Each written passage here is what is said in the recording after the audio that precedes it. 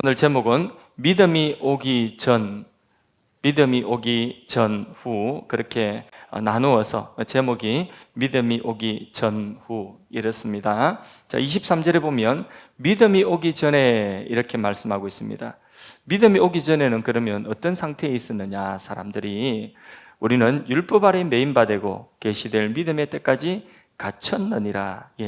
한마디로 율법 아래 갇혀 있었다. 믿음이라고 하는 것, 복음이라고 하는 것 같은 단어인데, 이 복음이 오기 전에, 믿음이 오기 전에, 또 우리 인생에 예수가 오기 전에 다 같은 말로 이해하시고요.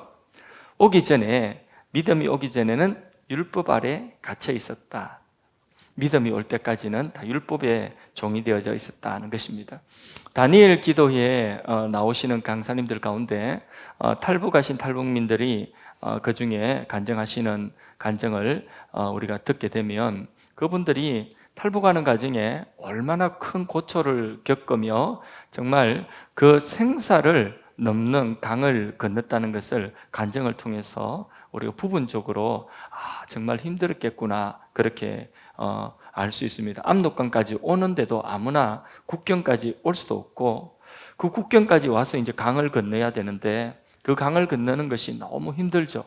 거기서 강 건너다가 잘못하면 총살 당할 수도 있는 것이고, 실제로 그 시체가 강 건너다가 총에 맞은 시체가 널브러져 가지고 강에 떠내려가는데, 요 앞전에 간증 들으니까 중국 쪽에서 군인들이 그 시신을 자기들 수습하기 귀찮으니까 짝대기 긴 것 가지고 쑥 밀어가지고 저리 떠내려보면 북한 쪽에서도 쑥 밀어가지고 이렇게 그 시신이 떠내려가는 이런 모습들, 정말 비참한 모습 아닙니까? 뭐 때문에 그 강을 그렇게 건너려고 합니까? 그건 못 살겠거든요. 너무 힘들거든요. 배고프고 자유 없고 억압당하고 너무 힘들거든요. 자유를, 남한에 가면 자유가 있다는 이야기를 들으니까 생명 걸고 그 굶주림과 그 추위를 벗어나고 그 억압에서 벗어나고자 그 강을 건너려고 하는 거죠. 그 강 생명 걸고 건너고 나니까, 그러니까 또 기다리고 있는 것은 뭐냐? 중국 공안들이 또 기다리고 있고, 인신매매가 기다리고 있고, 여성들 같은 경우에 인신매매에 붙잡혀 가지고 정말 당하지 못할 험한 꼴을 보기도 하고, 그런 일들이 비일비재하다는 거죠. 그렇게 어떻게 해가지고 국경을 넘어서, 중국 국경을 넘어서 제3국을 거쳐서 대한항공 국적기를 타고 인천공항에 딱 내릴 때에 그때서 비로소 자유다 하는 것이죠. 그렇게 생명 걸고 이제는 자유다 하고 그 자유를 이제부터 누리게 되는데, 이제는 더 이상 억압으로 하기 싫은 일, 억지로 시키는 거 안 해도 되는 것이고, 자기가 하고 싶은 일 찾아서 하면 되는 그런 자유가 찾아온 것이죠. 바로 요즘 같은 경우에는 북한의 국경이 굉장히 또 이제 단속이 심해졌다고 해서, 그래서 막 촘촘하게 그렇게 철조망도 새로 샀고, 그래서 탈북을 못하도록 엄청나게 단속을 강화하고 있다고 합니다. 그러나 어느 순간 동독과 서독의 그 벽이 허물어지고, 그리고 동독에 자유 없던 사람들이 자유의 세계에 그렇게 정말 물밀듯이 뚝이 터지듯이 그렇게 쏟아져 나오는 것처럼 우리나라에도, 우리 민족에도 그런 날이 속히 오게 될 줄로 믿습니다. 바울 시대의 사람들은요, 이 성경 기록하는 이 바울 시대의 사람들은 엄청난 시대적인 변화를 지금 겪고 있는 것입니다. 무슨 변화냐면, 그 이전에는 율법이 지배하던 시대에 살았습니다. 그런데 율법의 억압 아래 율법이 지배하던 시대에 살던 사람들이 이제는 복음을 만나고 예수를 만나고 은혜의 시대로 넘어오는 그 과도기에 있습니다. 그 경계선에 지금 있는 거죠.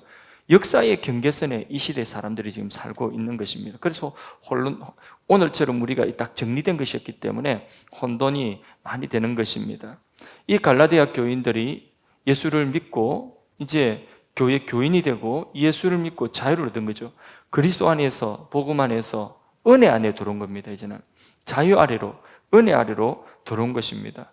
그런데 은혜 안에 들어오고 자유 안에 들어와 놓고는 이들이, 갈라디아 교인들이 혹시 뭐가 잘못된 거 아닌가? 이런 의심을 가지게 되는 거죠. 맨날 매 맞고 터져야지 그게 정상인데, 그런데 이제는 그런 정죄가 없는 것입니다. 이래도 되나 싶은 것입니다. 내가 한 것이 없이 구원받았다고 하니까 이래도 되나? 그러면서 아직도 여전히 불안해하는 것입니다. 그런 틈에 바로 유대교인들이 유대교에 아직까지 벗어나지 못한 그런 사람, 율법주의를 가지고 들어와서 할례를 받아야 된다, 율법을 지켜야 된다. 그러면서 그 갈라디아 교인들이 은혜 안에 들어왔다가 자유 안에 들어왔다가 이제 다시 불안하니까 어디로 갑니까? 다시 그들이 건너왔던 그 강으로 다시 건너가서 다시 율법 아래로 돌아가고 있다는 거죠. 그게 이제 갈라디아서 전체의 내용이에요.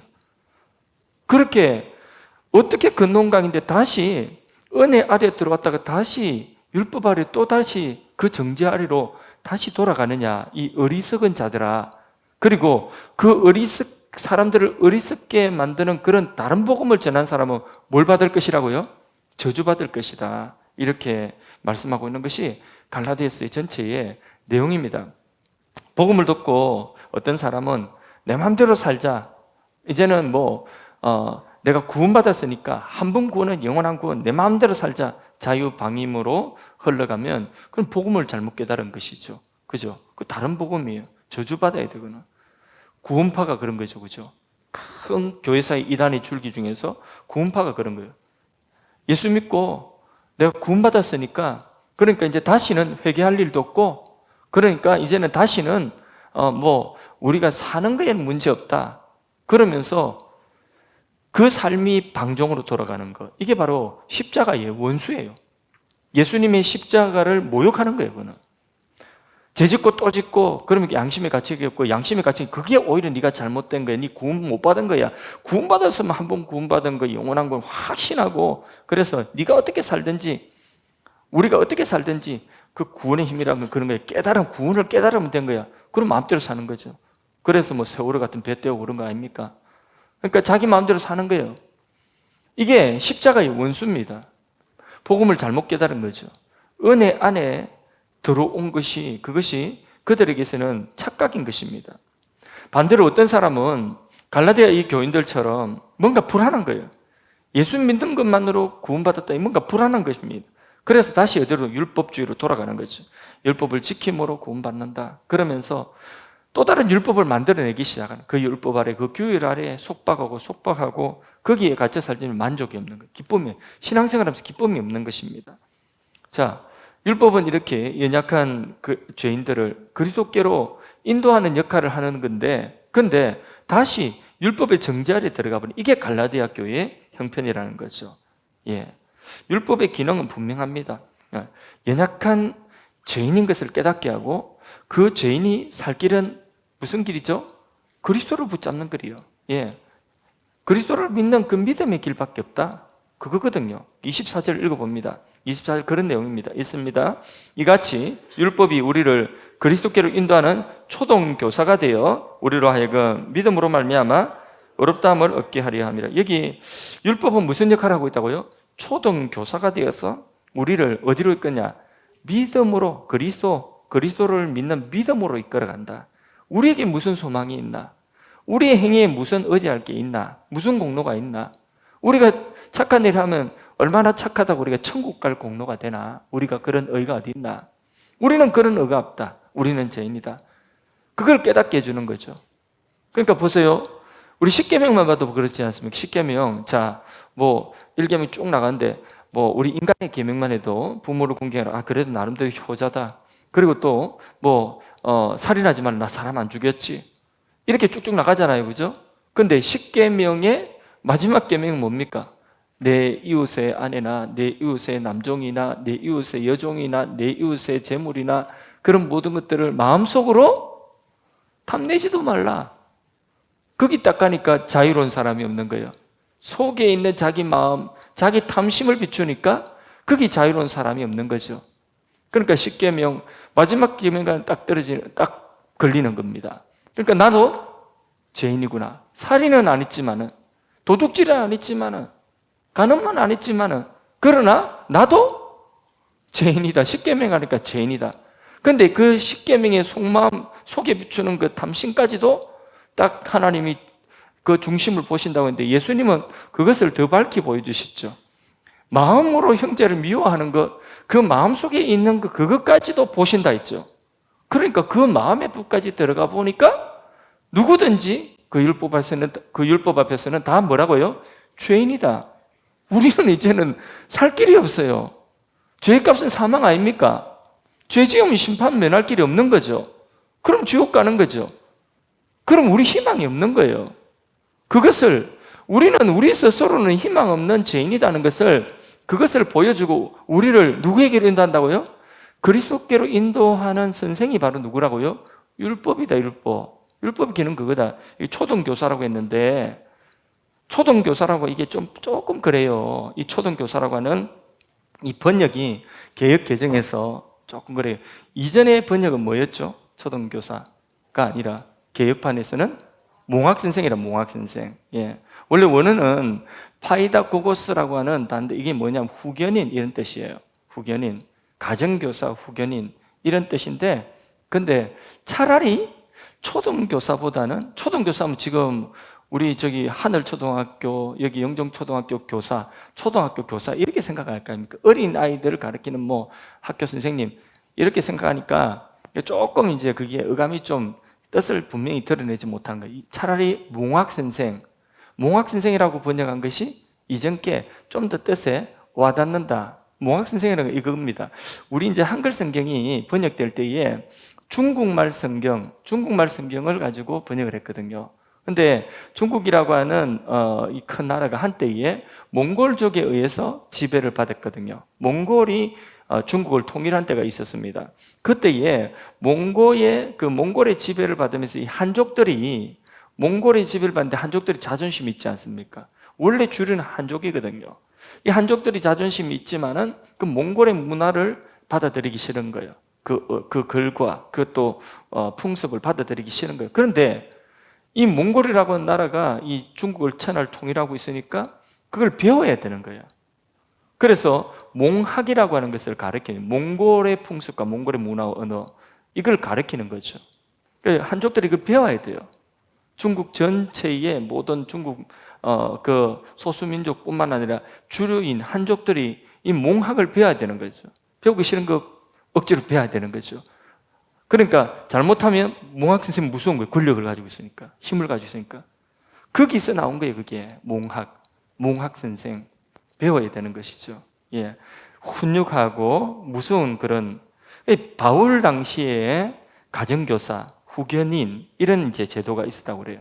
그러니까 주인의 아들이 어린데 아직까지 얘가 이제 무슨 의사 결정을 할 수 있는 그러기엔 너무 어리죠. 그래서 후견인의 역할을 하고 그리고 가정교사 역할을 하는 그러니까 귀족의 집에 자녀들을 엄하게 훈육하며 말하면 훈장 선생님처럼 그렇게 매초를 때려가면서 이렇게 이제 훈육하고 기르는 그런 무서운 가정교사 이런 교사를 말하기를 여기 파이다고고스 바로 여기 초등교사라 지금 번역되니까 바로 그런 것입니다. 그래서 이 초등교사 율법이 하는 역할은 바로 훈육하고 엄하게 해서 어디로 인도한다고요? 그리스도께로 인도한다. 그럼 이 초등교사가 언제까지 그 역할을 하느냐? 믿음이 올 때까지. 율법이 언제까지 그 역할을 하느냐? 믿음이 올 때까지. 사람들은 율법이라고 하는 그 선생 밑에 싫지만 강요받고 실패하고 정죄받고 맨 맞으며 그렇게 믿음이 오기 전까지는 율법 아래 있었다. 그렇게 이제 말씀하고 있는 거죠. 자, 여기까지가 믿음이 오기 전 뭐 아래 있었다고요? 율법 아래서 자유가 없었다. 율법 아래서 매 맞았다. 율법 아래서 정죄받았다. 하기 싫은 거 억지로 했다. 그거예요. 그걸로는 천국 갈 수 있어요, 없어요? 없죠. 그걸로는 어려울 수 있습니까? 없습니까? 그걸로는 어려울 수 없다. 율법으로는 어려울 수 없다. 남는 것은 정죄뿐이다. 나는 어쩔 수 없는 죄인이구나. 이거라는 거예요. 그게 믿음이 오기 전까지. 그러면 자 이제 믿음이 온 이후입니다. 믿음이 온 이후 25절, 26절을 읽습니다. 믿음이 온 후로는 우리가 초등교사 아래 있지 아니하도다. 너희가 다 믿음으로 말미암아 그리스도 예수 안에서 하나님의 아들이 되었으니 아멘. 이제 믿음이 온 후로 믿음이 왔다는 것입니다. 그 믿음은 어떤 믿음입니까? 주 예수가 오셨고 주 예수가 그리스도이심을 믿는 믿음. 자, 그 믿음으로 의롭다함을 받는 이 길이 왔다는 거죠. 믿음이 온 후로는 이제 우리가 하나님의 아들들이 되었다.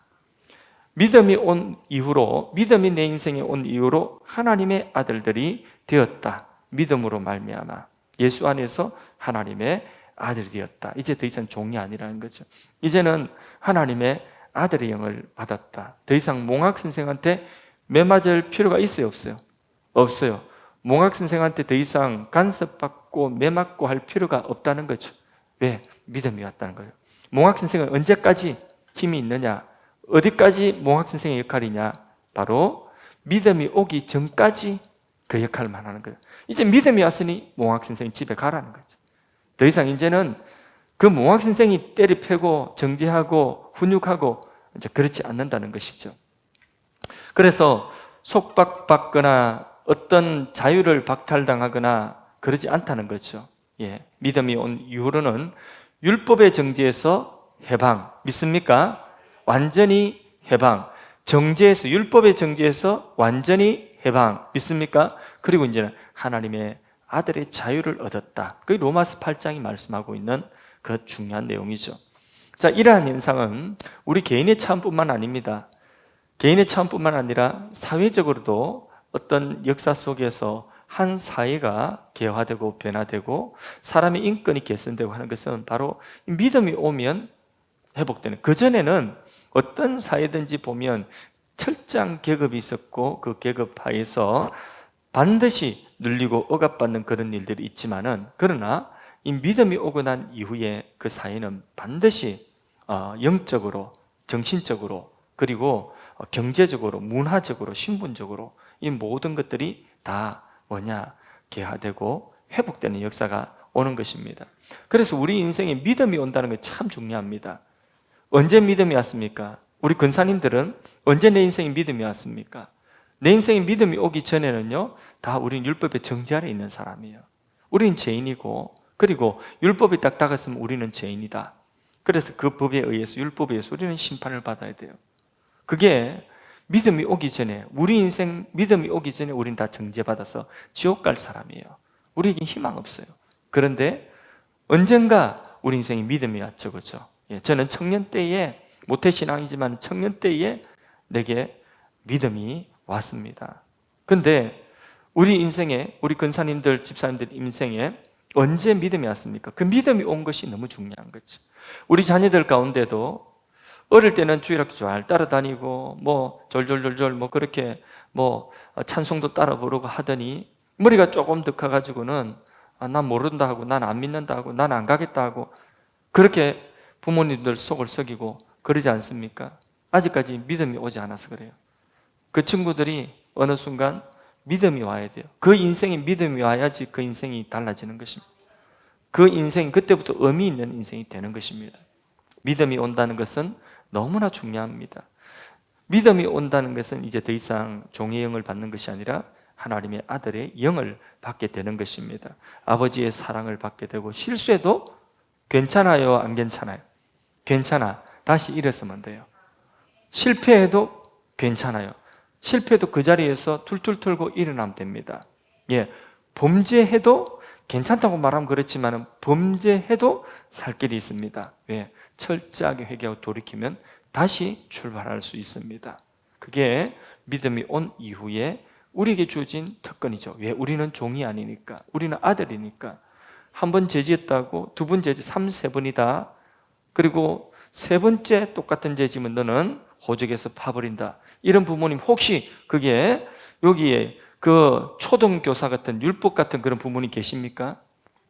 여기 계세요? 아무도 없죠, 그죠? 아무도 없죠. 예, 3번 만에 잘렸으면 호적에서 팠으면 우리는 다 호적 없는 사람입니다. 그런데 아무도 그러지 않습니까? 아무도 그러지 않지 않습니까? 아니, 부모 아닙니까? 그게 부모예요. 이제는 믿음이 오고 난 이후에 우리가 하나님의 아들들이 되었다. 하나님의 딸이 되었다. 그래서 혹시 죄를 범하였을지라도 다시 뉘우치고 돌이킬 수 있는 기회가 우리에게 있는 것입니다. 할렐루야. 그래서 이제는 아들이 되었기 때문에 억지로 아버지의 일을 하는 게 아니에요. 아버지의 일을 하는 것이 곧 누구의 일이 되는 거죠? 나의 일이 되는 것이고, 아버지의 기업이 누구의 기업이 되는 거죠? 내 기업이 되는 거죠. 우리 아버지 집에 일하면서 우리 아버지한테 월급 받지 못한다고 그걸 왜 나한테는 돈 안 주지? 월급 주지 않지? 회사가 어려워서 그래. 예를 들어서 그러면 아들 치고 그래도 빨리 이렇게 해가지고 이렇게 해야지 이런 생각하고 돈 안 받고라도 그 아버지의 기업을 열심히 그렇게 최선을 다해서 누구 알바 쓰는 것보다 더 열심히 하는 거예요. 철든 아들은. 왜 그렇습니까? 그거 잃었으면 그 기업이 누구 기업이 되는 거예요? 그렇죠. 내 기업이 되는 거죠. 내 기업이 되는 거죠. 그렇기 때문에 억지로 하지 않습니다. 자오나의 아버지를 사랑함으로 아버지의 기업이 나의 기업이 되기 때문에 아버지의 일을 기쁨으로 감당하는 것입니다. 이제는 억지로 하는 게 아니에요. 예배드리러 이전에는 억지로 왔어요. 철이 없을 때는 억지로 끌려왔어요. 그래서 여기 저희 아이들, 부모님 따라 주일날 아이들 오는 거 보면요. 특히 중2, 막 이렇게 중1, 중3까지 어떤 애들 어떤 애는 좀 일찍 와서 초등학교 5, 6학년만 돼도 애들이 교회 오는데 이사야 53장이 생각나요. 도살장에 끌려가는 양가 안 올 수는 없고 끌리는 오는데 표정은 없고 이래가 오는 거예요. 정말 하나도 기쁨이 없어요. 예배 드리는데 보세요. 예배 드리는데 걔들이 표정이 진짜 가가입니다. 청소년들 설교해 보세요. 여기서 청소년들 설교해가지고 청소년들 얼굴 한번 보세요. 특히 중학생들 얼굴 한번 보세요. 남학생은요, 특히 남학생은 말할 것도 없고 얘들은 지구 사람인지 어디 사람인지 표정이 없어요. 얼마나 무서운지 모릅니다. 예. 거기에 기쁨이 없어요. 기쁨이 없어. 그런데 그런 아이들이라도요, 수련회도 같은 데 데려가가지고 한 3일만 구워 삶아버리고 거기에서 성령 체험하고 이러면 애들이 달라져요. 걔들 표정이 달라져요. 그래서 막 가가지고 수련회 그때는 가가지고 방방 뛰면서 막 찬양하고 그래서 해롱해롱한 상태에서 막 이상한 목사님들 나와가지고 막 웃겠다가 막 울렸다가 들었다 놨다 막 이렇게 하니까 애들이 막 웃다가 야, 개그맨보다 더 재밌네 이렇게 하면서 막 기도하고 기도시킬 때 막 기도시킬 때 그 보면 울리려고 막 아빠 엄마 이야기하거든요. 아빠는 이렇게 고생하고 엄마는 이렇게 고생하는데 니는 뭐냐 이러면서 막 그러면 애들이 막 그냥 양심이 있으니까 막 눈물통을 훈련소에서 막 울듯이 막 어머니 하면 울듯이 그렇게 막 주의하라고 하면 막 와 막 울고 막 그렇게 그것도 은혜 받았다고 애들이 얼굴 표정이 달라져요. 한동안은 오늘 막 가가지고 그냥 교회 안에서 보면 막 뛰어와가지고 목사님하고 뛰어오고 그렇게 합니다. 오래 못 가서 그렇지. 근데 그게 뭐냐면 잠시라도 은혜를 받았잖아요. 잠시 은혜 받으니까 이게 억지로가 아니고 정말 교회 오고 싶고 애들이 수련회 같은 데 갔다 오고 나면요. 그러면 그때부터는 교회 막 모이기 시작합니다. 애들이 모여가지고 놀고 모여가지고 기타 치고 모여가지고 뭐 하고 막 그렇게 하는 거거든요. 그래서 나중에는 보면 이제 선생님들이 집에 가야 되고 교육자들이 집에 가야 되는데 애들 막 모여 있잖아요. 집에 빨리 가라고 막 이렇게 쫓아내고 이럽니다. 그런데요, 걔들이 원래는 그런 애들이 아니었지 않습니까? 부모님 손에 이끌려서 막 이렇게 오는데, 근데 잠시 은혜 받은 것도 그렇게 오래 교회에 머물고 싶고 더 있고 싶고 더 모이고 싶고 그런 거거든요. 그러니까 은혜 안에 들어오면 하나님의 자녀가 되면 억지로 하지 않아요. 예배도 억지로 함이 없고 섬김도 억지로 함이 없고 섬길 수 있음에 감사하고, 그게 바로 뭐냐면 아들의 영을 받은 거예요. 아들의 영을. 예. 그래서 아버지의 기업에 이제는 누가 시켜서 하는 것이 아니라 아버지의 기업이 내 기업이기 때문에 충성을 하는 것입니다. 할렐루야. 자, 27절 보겠습니다. 27절. 자, 믿음이 온 이후에 계속 그 대목입니다. 믿음이 오고 난 이후입니다. 27절 읽습니다. 누구든지 그리스도와 합하기 위하여 세례를 받은 자는 그리스도로 옷 입었느니라. 아멘. 예. 그리스도와 합하여 이제 세례 받았어요. 믿음이 온 이후에 세례 받았어요. 그러면 무슨 옷을 입었다고요? 이 옷만 하나 잘 입고 가도 오늘 성공한 겁니다. 우리가 어떤 옷을 입고 있는가 이것만 분명히 하고 가도 오늘 저녁에 추운데 오신 거 성공하신 겁니다. 예, 좋은 옷 하나 어디 가면 좋은 옷 한 벌 누가 사준다. 그래서 좋은 옷 한 벌을 선물 받았다. 그러면 그날 기분 좋은 거죠, 그죠? 예. 마찬가지로 여기 보니까 그리스도로 옷 입었느니라. 몽학 선생의 지도 밑에서 그 율법 아래에서는 엄격한 훈육을 받다가 이제 성인이 되는 거거든요. 그러니까 믿음이 이제 오기 전까지만 훈련받는, 성인이 되면 아이의 옷을 벗는 거죠. 믿음이 오면 아이의 옷을 벗는 거죠. 이제는 무슨 옷을 입느냐 하면 그리스도로 옷 입는다. 누가 함부로 그리스도한테 까불겠습니까? 그리스도의 옷, 그리스도의 계급장을 달고 있는데 우리는 그리스도인이잖아요, 그죠? 그렇지 않습니까? 우리는 성도예요. 세인트. 영어가 되네 오늘 저녁에. 세인트. 성도의 성도. ST 점 딱 찍고 성도의 성도. 이게 바로 무엇이냐면 바로 우리가 입은 옷이고 계급이에요.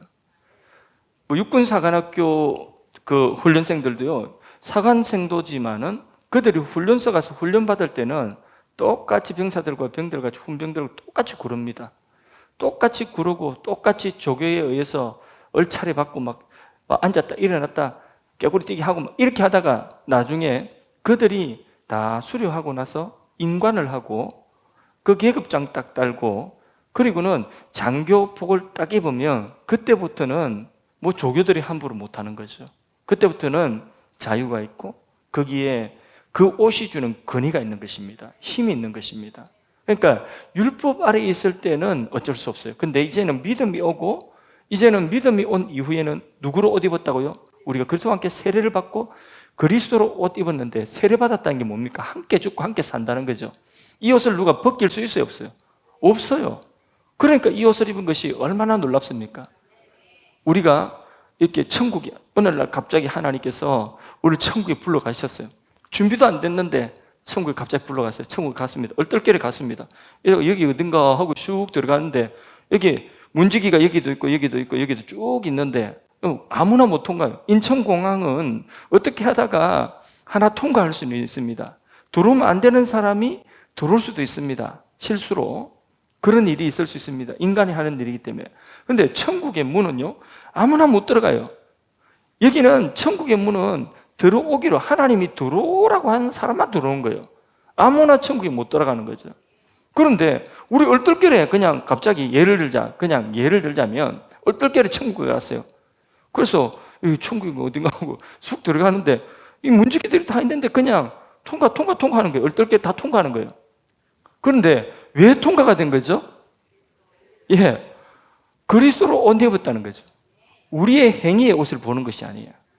예, 방금 이 문 있고 저 문 있고 뭐 저기 뭐 문지기 있고 그런 건 그냥 설명상 하는 이야기예요. 성경에는 없는 이야기니까. 그렇게 우리가 천국에 들어갈 때에도 우리의 행위의 옷을 입고 가는 것이 아니라 우리의 행위의 옷이 아닌 그리스도로 옷 입고 들어가요. 그러니까 하나님 우리를 보는 것이 아니라 누구를 보신다는 거죠? 그게 그리스도로 옷 입었다는 것입니다. 하나님 그래 보신다니까요. 우리를. 하나님이 우리를 어떤 옷을 입은 자로 보시느냐? 그리스도의 옷 입은 자로 보신다. 그 말은 우리를 누구로 본다는 거죠? 하나님의 아들 그리스도로 보신다는 거죠. 하나님의 아들 예수님으로 우리를 본다는 것입니다. 왜? 그 옷을 입었거든요. 이게 놀라운 축복 아닙니까? 하나님 나를 보는 게 아니라 장윤석을 보는 게 아니라 근사님을 보는 것이 아니라 근사님 이름 땡땡땡을 보는 것이 아니라 방송에 나가니까 네, 보는 것이 아니라 누구를 본다고요? 예수님으로 본다. 하나님의 아들 그리스도로 본다니. 우리는 그리스도인입니다. 그게 그리스도로 옷 입었다는 것입니다. 믿음이 온 이후로 우리에게 이 옷이 입혀졌다는 것입니다. 할렐루야. 우리가 다른 옷을 입고는 천국에 들어갈 수가 없습니다. 우리가 그만큼 안전하지 않습니다. 천국은 완전한 나라인데 누가 완전하길래 천국에 들어가겠습니까? 오직 하나님만이 완전하십니다. 오직 하나님의 아들 예수만이 완전하십니다. 그분이 우리의 그리스도가 되셨기 때문에 우리는 그리스도인이 되어서 그리스도의 옷을 입고 천국에 들어가 완전한 나라에, 온전한 나라에, 영원한 나라에 들어가는 것입니다. 이 옷 아니면 인정받을 자가 아무도 없습니다. 아무리 4대 성인 중에 들어간다, 3대 성인 중에 들어간다, 이 옷 아니면 아무도 인정받을 자가 없는 것입니다. 그래서 우리는 이 옷을 입고 절대로 벗지 않고 이 옷을 입고 살아가야 되는 것입니다. 이 옷 입고 있는 것을 부끄러워하지 말아야 되는 것입니다. 내가 그리스도인이라는 것을 부끄러워해서는 안 되는 것입니다. 그게 바로 그리스도의 옷을 입고 부끄러워하지 않고 살아간다는 것입니다. 이 옷을 입고 있으면 이 옷에 합당한 삶을 살아야 되는 것이죠. 그렇죠? 예. 그래서 장교복을 입고 있으면 자 소위로 인간의 육군 소위로 인간했다. 그러면 그때부터 그 옷을 입고 있는 동안에는 함부로 할 수 있습니까? 없습니까? 그가 하는 모든 것이 다 뭐가 되느냐? 육군 장교가 하는 일이 되거든요. 그러니까 함부로 할 수 없어요. 담배 피우고 담배꽁초 한번 틱 이렇게 못 합니다. 예. 그냥 사복 입고 있을 때는 지 습관을 따라 이렇게 픽 하지만은 그러나 이 옷을 입고 계급장을 달고 있는 이상은요.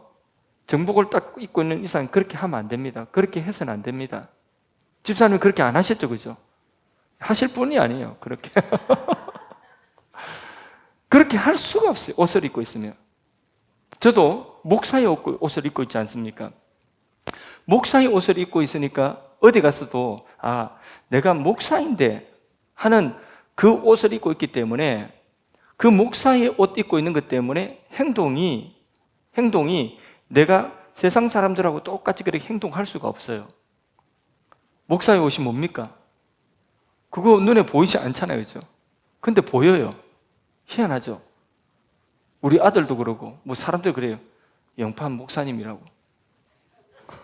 우리 형님은 저보다 목회를 더 오래 하셨는데, 형님은 교회 관리 집사님 정도로 보는데, 그 교회 형님 작업복 입고 맨날 그는 황금손이 돼가서 맨날 일을 하거든. 그러니까 뭐 형님은 교회 마당에 누가 담임 목사님 어디 있습니까? 이렇게 내가 담임 목사인데 이러면 이렇게 한번 다시 더 쳐다본다는 거죠. 진짜 맞나 싶어서. 근데 형님은 그런데 저는 영락없이 목사인 것 같아요. 2대8이라서 그랬는지. 그런데 희한해요. 2대8이 아니라도 목욕탕에 들어가 있어도 알아봐요. 옷 벗고 있어도. 월요일 날이나 이런 때 저 목욕탕 가면요 목사님들이 다 보입니다. 옷 다 벗고 있어도 누가 목사인지 압니다. 저 사람 목사일 거야 하고 옆에 가만히 이제 사우나 앉아 있으면 그러면 틀림없이 하는 이야기가 옆에서 이야기하는 거 보면 목사예요. 나도 그렇게 볼 거 아니겠습니까? 목사의 옷을 저는 입고 살아갑니다.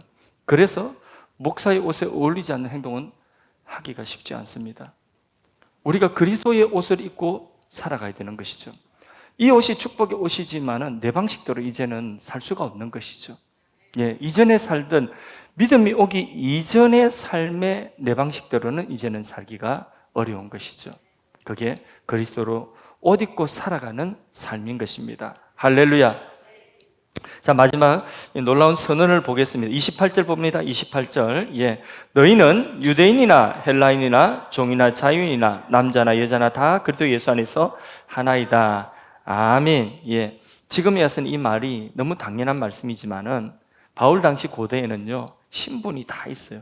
우리나라 조선시대만 해도 신분이 너무나 분명했습니다. 이 신분을 벗어날 수가 없어요. 그런데 뭐라고 합니까? 헬라인이나 유대인이나 종이나 자유인이나 남자나 여자나 남녀간에도요 이게 벽이 얼마나 컸는지 모릅니다. 그런데 이 모든 것들이 이제는 이 신분과 이 인종과 이 모든 성별 다 이 모두가 예수 안에서 뭐라고요? 하나다. 이전에는 남성이 우울한 줄 알았어요. 지금은 정반대죠. 여성이 우울한 줄 알죠? 여성들이요 꿈 깨세요. 하나라고 했습니다. 여성이 우울한 거 아닙니다. 남성이 우울한 것도 아니고 모두가 그리스도 안에서 하나이다. 신분이 너무나 분명하던 이 사회에서 신분이라고 하는 이 모든 것들이 예수 안에서 하나가 될 형제요, 아델포스 형제요, 자매요. 이게 얼마나 혁명적인 일인지 모르는 그 시대를 그 사회를 지탱하고 있는 것이 뭐냐면 신분제예요. 신분제. 그 신분제에 의해서 사회가 그러니까 이 노예제도가 무너지면 그러면 밭은 누가 갈고 또 손은 누가 메고 이 누가 다 합니까? 노예들이 다 하는 거예요. 그런데 그 노예를 형제라고 한다? 말도 안 되는 이야기죠. 노예는 두드려 패서 일을 시켜야 돼요. 노동력을 착취해야지. 그래야지 내가 살아남는 방법이에요. 그런 시대에 뭐라고 하느냐? 이게 보니까 종이나 자유인이나 다 그리스도 안에서 하나다. 얼마나 놀라운 축복인지 모릅니다. 정말 교회는 바로 그리스도 안에서 모두가 하나 되는 이 정신을 가져야 돼요. 누가 더 돈 많다고, 누가 더 많이 배웠다고, 누가 더 목소리 크다고, 누가 더 사회적인 신분이 높다고, 그 사람이 우월하고, 그리고 그렇지 못한 사람이 열등하고, 교회는 그러면 안 되는 것이죠. 다른 데서는 신분, 이런 모든 계급층을 청청청청 짚고 살아가지만은 교회에 오면 모두가 형제가 되고 자매가 되고, 오히려 힘이 있고, 오히려 세상적으로나 재력적으로나 모든 면에 힘이 있다. 그러면 그 사람은 그 가진 것 가지고 뭐 해야 되죠? 섬겨야 되는 거예요. 섬겨야 되는 거. 그 가진 것 가지고 섬겨야 되는, 그게 바로 교회고 하나님 나라입니다. 믿음이 온 이후에는 그래 해야 된다는 것입니다. 이런 데가 어디 있습니까? 그런데 교회가 바로 이런 곳이 돼야 되는 거죠. 천국을 경험하는 곳. 이것이 지금 사실은 신분제도나 이런 것들이 상식이 되었다 할지라도, 그래도 우리는 오히려 사실은 어째 보면 그렇습니다. 너무 너무너무 그래서 자유주의가 되었어요. 뭐든지 주의가 붙으면 좋죠. 공산주의 이런 거 다 좋지 않습니다. 자유주의, 뭐든지 주의가 되는 것은 좋지 않습니다. 자유주의가 되었어요. 그러니까 모두가 다 너나 나나 할 것이 모두가 자유, 어떤 것에도 매임이 없는, 오히려 이제는 몽학 선생도 필요 없고 복음도 필요 없고 우리가 자유한다, 이런 세상이 되었죠. 그래서 몽학 선생 이런 이야기도 와닿지 않습니다. 율법 이런 이야기 와닿지 않고요. 그리고 복음 메인적이 있어야지 복음 자유한다는. 그러니까 메인적이 없던 사람들 너무 자유로운데 지금 세상이 안 그렇습니까? 오히려 교회가 더 속박한다. 주일날 오라니까, 하라고 하니까 오히려 교회가 더 부담스럽다, 자유가 없다, 이렇게 생각하는 시대가 됐죠. 지금 솔직히 그렇지 않습니까? 그래서 예수 믿기가 더 쉬워졌어요? 어려워졌어요? 더 어려워졌다는 거예요. 지금 시대가. 갈라디아서 이런 말씀 자체가 오늘 시대에 어찌 보면 맞지 않는 말씀처럼 느껴지니까, 너무 우리가 자유인데 또다시 뭘 자유? 그거 없어도, 예수 없어도 자유인데, 이렇게 생각하지고죠. 그러니까 지금 시대는 예수 믿기가 더 힘든 시대가 되었다. 이럴 때 방종하는 자들, 어리석은 자들이죠. 그 자유의 재갈을 스스로 먹여서 스스로 상가하고, 그럴 때 오히려 은혜가 있는 시대가 되었습니다. 바울은 최종적으로 무엇이라고 말씀합니까? 29절 읽고 정리하겠습니다. 29절 읽습니다. 너희가 그리스도의 것이면 곧 아브라함의 자손이요 약속대로 유업을 이을 자니라. 아멘. 복음이 주는 자유는 그 안에 엄청난 뭐가 있느냐? 상급이 있는 것입니다. 아브라함에게 약속하신 유업, 하나님이 약속하신 그 유업이 우리의 것이 된다는 것입니다. 이 상급은 세상에 있는 것이 아닙니다. 영원한 유업입니다. 신령한 유업입니다. 영원한 천국의 유업인 것입니다. 그 나라의 존귀와 영광은 지금 우리가 이 자유를 어떻게 사용했느냐에 따라서 각각 다를 것입니다. 따라서 우리는 예수로 옷 입고 감추어진 영원한 유업을 우리가 바라보면서 바울처럼 우리에게 주어진 그 자유로 방종하지 아니하고, 우리가 우리에게 준 그 자유로 스스로 섬기는 자가 되고, 스스로 우리에게 준 그 자유로 하나님 아버지의 유업을, 기업을 나의 기업으로 여기고, 아버지의 일을 나의 일로 여기고, 그렇게 즐거움으로 기쁨으로 우리가 그 나라 유업을 바라보고 살아가는 그런 믿음의 자녀들이 되어야 할 줄로 믿습니다.